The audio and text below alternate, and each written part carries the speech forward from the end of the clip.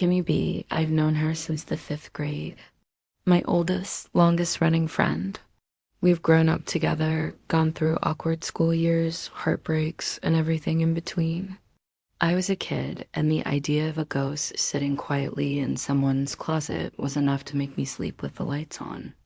I moved out of state. We lost touch for a while. Then during one summer break, I went back to visit. We reunited like no time had passed, sitting in the living room, laughing, watching some random show on TV, just catching up on everything, but she never seemed scared. "So, any ghosts around?" She paused, looked around the room. "There are a couple," she said, "but the one that's standing out is an older woman. She's just outside your mom's bedroom." I raised my eyebrows. "Oh, really?" I didn't believe her. I'm someone who leans on logic and science. I believe in psychology, the human brain, and how it loves to play tricks on us. I'm respectful of people's experiences, but I'm also a skeptic at heart. Still, I played along. I asked her to describe this ghost. She's an older woman, Native American, might be related to you, from Texas. My stomach turned a little, not from fear, but surprise. That kind of sounded like my Nana, my late grandmother. But hey, we're in Texas. Everyone has a grandma who passed away. And she knows my mom is part Native American. Could just be coincidence. So I kept asking more detailed questions, specific stuff. What was her name? My Nana's husband's name. The kind of gift she gave me when I was born. How long I knew her before she passed. Which of her kids were still alive and which weren't. Even when I pointed to a portrait of my Nana's kids and asked her which one was the wild child. She picked the exact right one. I was stunned, properly creeped out, but still trying to rationalize it. Maybe she had seen old photo albums.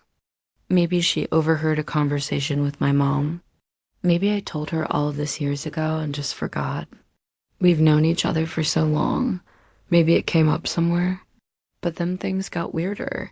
She told me there was another spirit nearby, a man. Someone who was trying to communicate.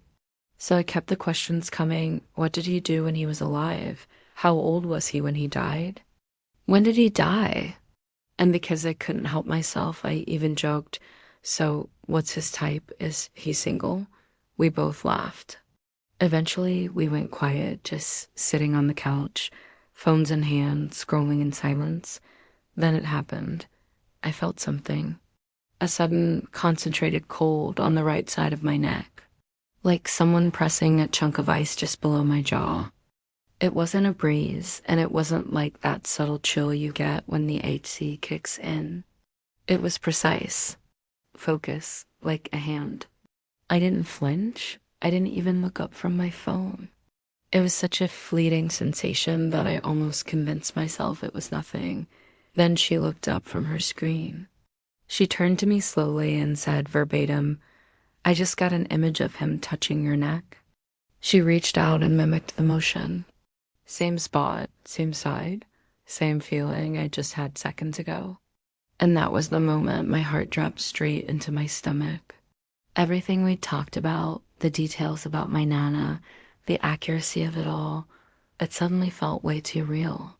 It wasn't some vague, I sense a presence kind of moment. She described something that had just physically happened to me in a way that made me feel completely seen. Not just emotionally, but psychically. It hit deep. I still don't know what to make of that night.